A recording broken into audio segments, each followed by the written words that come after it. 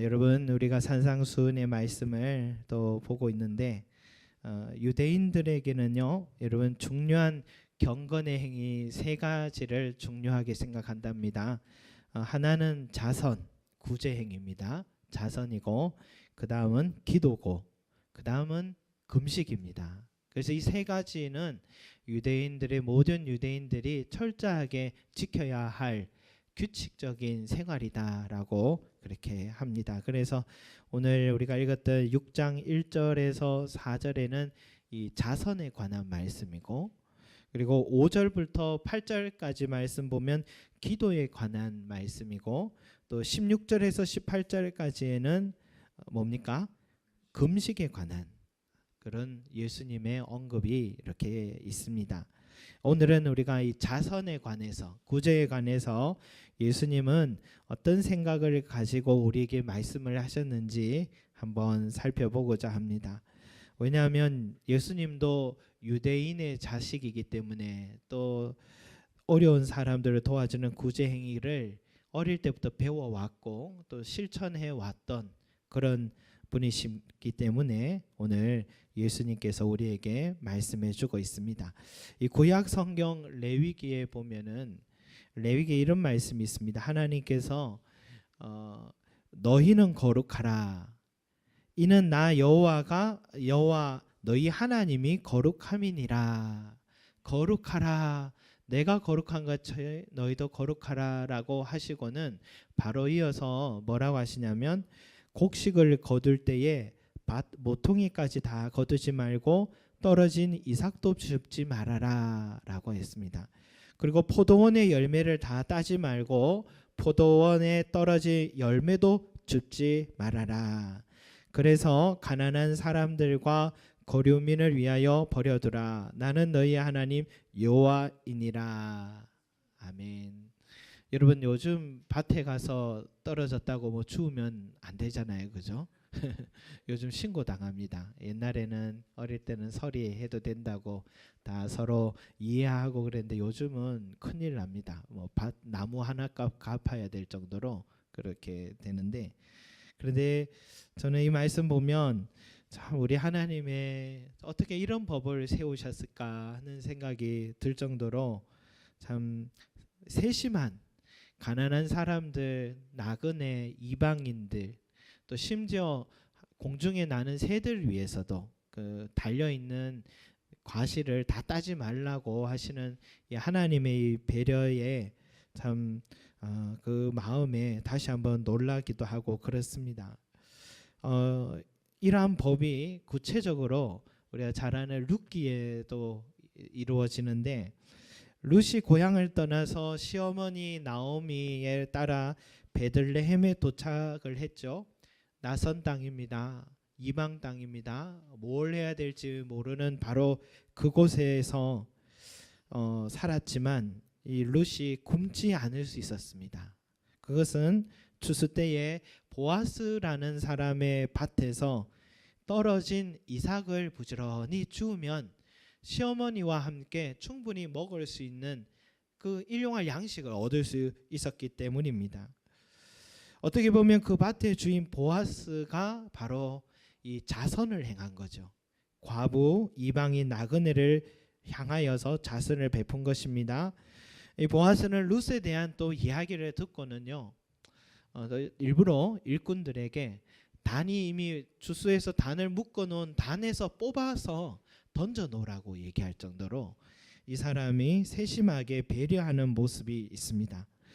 여러분, 보아스가 그런 구제 자선의 삶을 실천하고 또 하나님 뜻대로 이렇게 행한 결과가 어떻습니까? 예수님의 족보에 보아스라는 이름이 등재가 되잖아요. 그는 인류에 이만한 복 받은 사람이 없는 것입니다. 그러니까 자선은 하나님 앞에 기쁨이요, 하나님 앞에 거룩한 행위였던 것입니다. 내가 거룩한 것처럼 너희도 거룩하라 하고 모퉁이까지 베지 말라는 것은 자선 행위가 바로 하나님의 원하시는 거룩한 생활인 겁니다. 기도 못지않게, 금식 못지않게 자선 구제가 거룩한 행위라는 것을 말해주고 있는 것입니다. 여러분, 이런 자선 행위가 구약 성경에 있는 한 유대 사회에서는 뭐 절대적인 빈곤은 해결되었지 않겠나 하는 생각이 듭니다. 모두 다 배가 굼지는 않았을 것 같아요. 이 자선이 법으로 이렇게 이루어져서 그렇게 잘 하고 있는 거예요. 어느 나라보다도 유대 사회가 이 자선 행위를 잘 하고 있는 겁니다. 그런데 오늘 보니까 예수님은 무엇인가 이 자선 행위의 문제점을 지금 보신 것 같아요. 자선하는 것은 좋은데 드러나는 곳에서 많은 사람이 보는 앞에서 자선 행위를 하지 말라라고 그렇게 말씀하고 있습니다. 말씀이 1절에 뭐랍니까? 사람에게 보이려고 그들 앞에서 너희 의를 행하지 않도록 주의하라. 2절에도 사람에게서 영광을 받으려고 회당과 거리에서 하는 것 같이 너희 앞에 나팔을 불지 말아라 라고 합니다. 여러분, 그래도 안 하는 것보다는 좋지 않습니까? 그죠? 그렇게라도 하니까 사람들이 그래도 칭찬해주고 인정해주는 곳에서 하니까 그래도 한 번이라도 더 하게 되고 또 누군가가 필요를 공급받게 된다면 그래도 이것도 괜찮은 행위가 아닌가, 효과 있는 일이 아닌가 하는 생각이 드는데, 그런데 왜 예수님은 사람에게 보이려고 구제 행위를 하지 말라라고 그렇게 말씀하셨을까? 예수님은 사람들의 속에 있는 이 기본적인 욕구, 인정받고 싶은 욕구, 칭찬 듣고 싶은 그 욕구를 왜 예수님은 무시하는 것일까? 그마저도 없으면은 그러면 뭐 어떻게 자선 행위를 하라 말일까 하는 생각이 듭니다. 오늘날 기업들을 보면은 기업의 이미지에 이 긍정적인 효과가 나는 곳에 기부를 많이 하잖아요. 이런 걸 노골적으로 마케팅 전략이다 그렇게 또 합니다.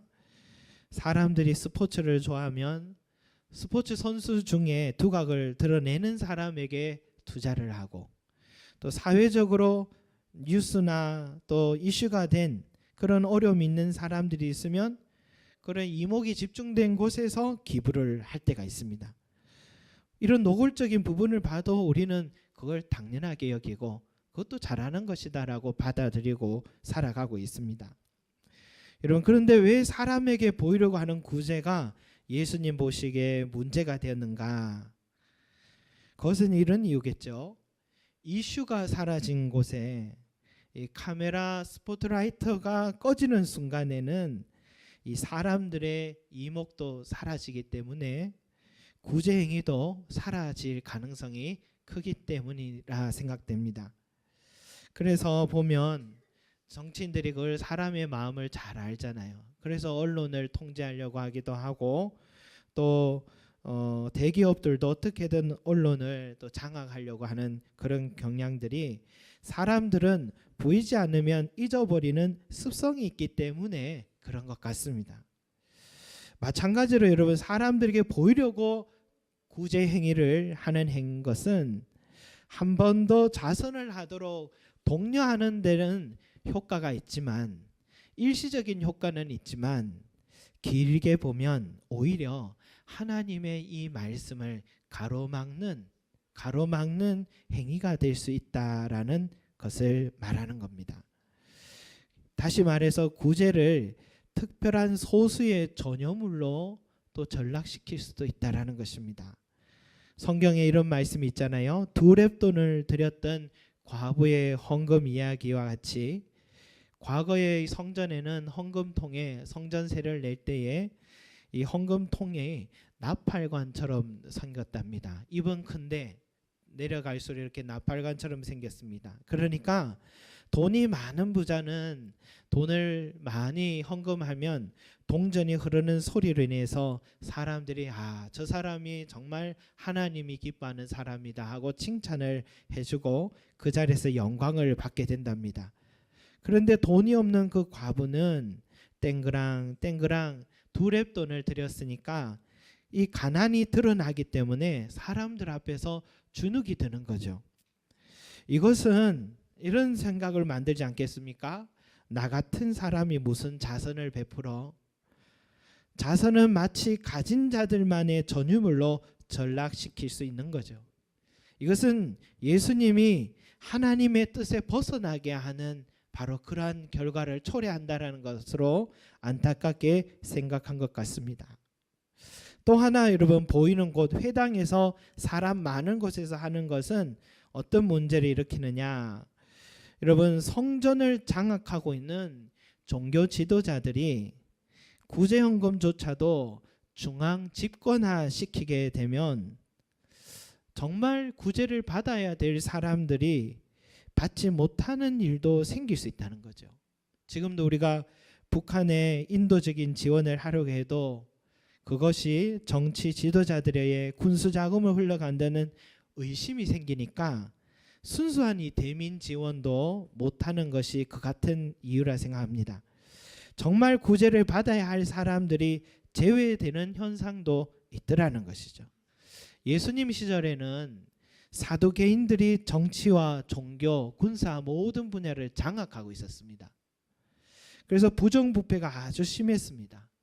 그래서 이 구제가 중앙 집권화되게 되니까 정치 집단에서 가난한 자들에게 써야 할 그 구제가, 그 돈들이 자신들의 이기적인 목적으로 쓰이게 되는 현상이 생기더라는 것이죠. 그래서 오늘 예수님이 보이는 곳에서 하지 말고 보이지 않는 너의 삶 속에서, 또 너의 일상 속에서 어려운 사람들을 도와주라라고 말씀을 하고 계신 것입니다. 여러분, 국가에서 구제를 책임진다는 것, 우리가 성경적인 경제 원리를 일평생 또 외쳤던 대천덕 신부님이 계신데, 그분이 이런 말씀을 하신 적이 있어요. 국가가 사회 봉사를 담당하기 위해 필요한 훈련받는 전문가들, 행정가들, 회계관들, 서기들, 감독들과 세금 징수원들에게 지불해야 할 비용까지 포함한다면 실로 엄청납니다. 차라리 기독교 국가라고 불리는 나라들 안에서 교회가 지역 단위로 가난한 사람들의 문제를 다루게 된다면 그 비용은 10분의 1 정도로 줄어들 것입니다 라고 예리하게 지적을 한 거예요. 공감이 가더라고요. 복지국가라고 하는 곳에 보면 만약 1,000원의 기금이 있다면 정작 구제를 받아야 할 대상에게는 아마 100원 정도의 기금이 또 건너가고, 아마 나머지 상당한 금액이 그와 같은 일을 종사하는 사람들에게 비용이 지불되지 않을까 하는 그런 생각이 듭니다. 또한 저희도 조금이라도 교회에서 이웃돕기를 해보려고 할 때에 지역 기관이요, 정확한 어려운 사람들의 정보를 갖고 있지 못하다는 사실에 놀라게 되었습니다. 그를 일을 위해서 세워진 직장인데도 그 일을 전담하는 사람들이 지역민들의 구제가 필요한지 아닌지를, 그런 것을 구분하지 못하는 모습들이 있더라고요, 여러분. 그러나 어느 시대보다도 오늘 이 시대가 이 중앙정부 기관에서 구제를 책임지고 있는 것은 참 또 잘하고 있다 생각합니다. 다행스러운 일입니다. 그런데 한편으로는 삶의 구석구석에 정말 필요한 사람들에게 이 필요가, 구제가 돌아가지 않는다라는 사실도 인정해야 될 것 같습니다. 그래서 예수님은 오늘 중요한 대안을 우리에게 말씀하는 거예요. 구제 행위는 사람에게서 하는 게 아니라 하나님 앞에서 하라. 하나님 앞에서 하나님께서 보신다는 사실을 알고 하나님 앞에서 하라라는 것입니다. 절대로 사람에게 드러내려고 하지 말고 하나님 보는 데서 하라는 겁니다. 여러분, 이것은 어떤 의미를 갖고 있겠습니까? 우리 이번 주에 제자 훈련하면서 삶의 예배자라는 주제로 공부를 했는데 이런 내용이에요. 주일 예배 잘 나오면 그 사람 신앙이 괜찮다라고 생각도 하고 직분도 주곤 하지만, 그러나 그 사람이 정말 하나님 앞에서 신실한 사람이라고 말할 수 있는가? 주중에 아무렇게 살고 하나님의 뜻과 다르게 살고 주일에 와서 거룩한 모습으로 예배 드리는 행위가 참 예배자라고 말할 수 있을까? 사람들은 몰라서 그런 사람을 좋은 예배자라고 착각할 수 있지만, 참된 예배 자리는 공적인 예배만으로 판단하지 않고 일상생활 속에서 그 사람들의 가정이나 직장에서 하나님 앞에 얼마나 거룩한 삶을 사느냐, 이것을 판단 기준으로 삼는다라고 했습니다. 그래서 일상의 예배를 드리는 사람만이 진정으로 공적인 예배를, 참된 예배를 온전히 드릴 수 있다라는 그런 내용이었어요. 이것을 우리 구제행위에 한번 적용해 본다면, 다른 사람들이 보는 곳에서만 내 눈에 어려운 사람들을, 또 다른 사람들이 또 보지 않는 곳이지만 내 눈에 어려운 사람을 만약에 보았다면, 내가 하나님 앞에 서 있는 사람이라면 그 사람에게 다가가 도움을 준다라는 것입니다. 하나님 앞에서 구제한다는 것이 뭐냐? 예수님이 사마리아인의 비유를 통해서 말해 주셨죠. 한 사람이 예루살렘에서 여리고로 가는 협소하고 인적 드문 그런 곳에 강도를 만나서 다 빼앗기고 거반 죽게 되었습니다. 처음에는 그곳에 제사장이 지나갔습니다. 제사장은 죽어가는 그 강도 만난 사람을 보았는데 피해서 지나가 버렸습니다.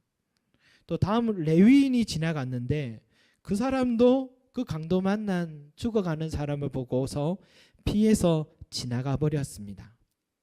그런데 유대인들이 죄인이다 늘 욕하던 그 사람, 사마리아인은 그 강도 만난 사람을 보자마자 가엾은 마음이 들었고 가까이 가서 상처에 기름과 포도주를 붓고 싸매줬고 자기의 나귀에 태워서 여관으로 데려가서 간호를 해준 것입니다. 그리고 다음 날에는 돈 2데나리온을 여관 주인에게 주면서 저 사람을 잘 돌보아 주십시오. 비용이 더 들면 제가 돌아오는 길에 갚겠습니다. 라고 이야기했다라는 것입니다. 여러분, 제사장과 레위인이 누굽니까? 누구보다 율법을 잘 아는 사람입니다. 하나님의 말씀을 잘 알고 가까이 하는 사람들입니다. 그러나 그들은 자선이라는 것을 하나님 앞에서가 아니라 사람 앞에서 행한 사람들입니다. 그러다 보니까 그 자리에 죽어가는 강도 만난 자를 향하여서 이 하나님께서 지켜보고 계신다는 사실을 잊어버리고 사람들이 보지 않는 곳이니까 그도 행하지 않게 된 것이죠. 여러분, 정말 하나님께서 내 삶을 항상 지켜보고 계시고 그 하나님 앞에 살아가는 사람이라면 그 사람의 자선 행위도 하나님 앞에서 하게 될 것입니다. 그 사람은 사람들이 보든 안 보든 상관하지 않고 어려운 이웃을 향해 기꺼이 다가가게 될 것입니다. 마치 이 선한 사마리아인과 같이 말이죠. 여러분, 우리 기독교 인구가 한국에 지금 1000만이라고 하잖아요. 또 줄어서 800만이다라고 하면서 안타깝게 생각하고 있습니다.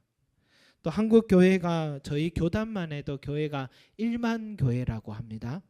많잖아요. 그런데 왜 우리 주변에는 조용히 삶을 던지고 포기하는 사람들이 많을까요?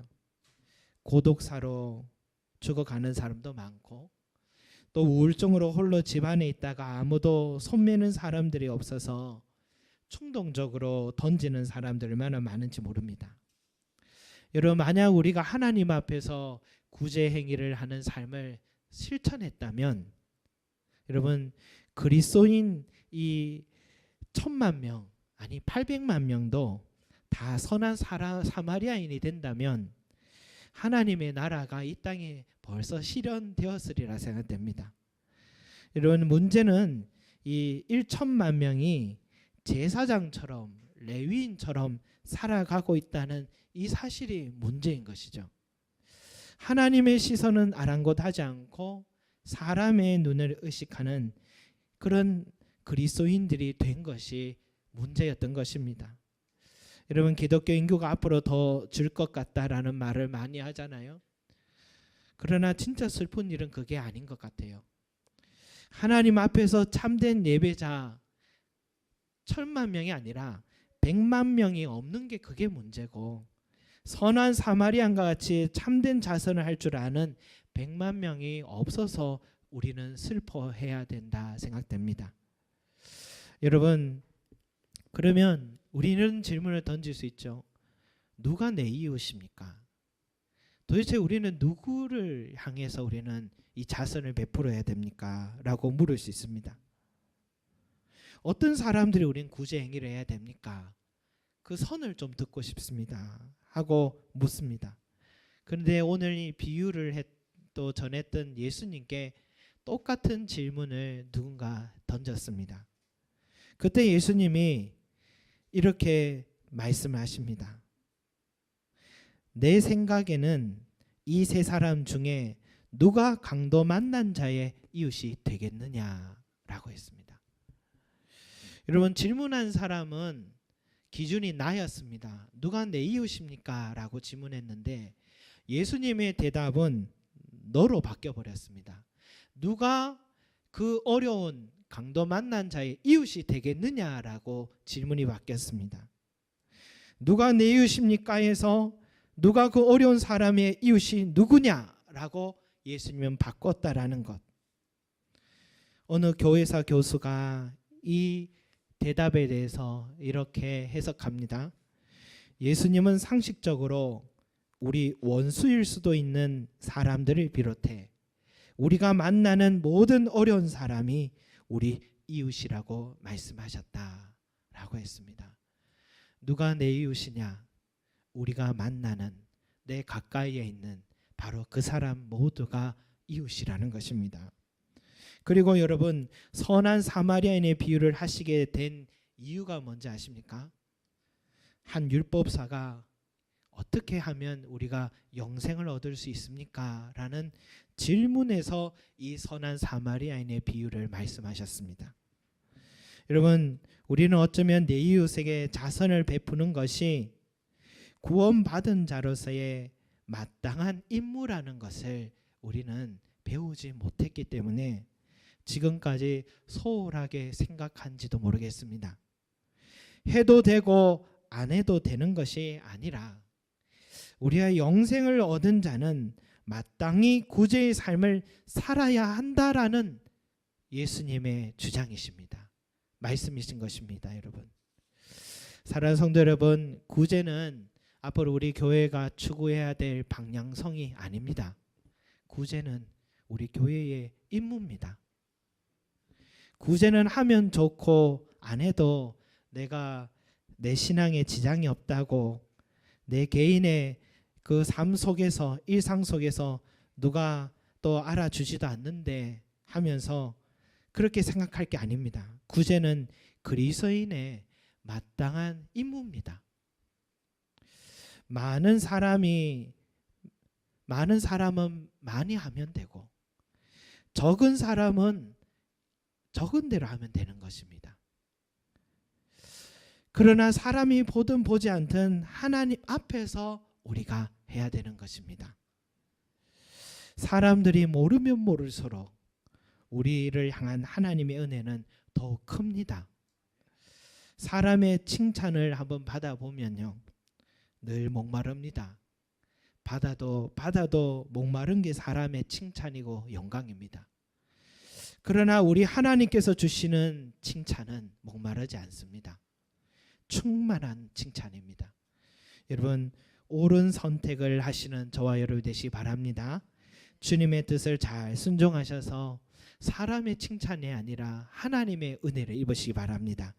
그래서 구원받은 자로서, 구원받기 위한 조건이 아니고 구원받은 자로서 온전히 구원을 이루어 가심으로써 이 구제의 행위가 아무도 보지 않는 여러분의 일상 속에서, 저의 일상 속에서 이루어지는 그런 저와 여러분, 오늘 주님의 말씀을 순종하는 저와 여러분 되시기를 소망합니다. 아멘.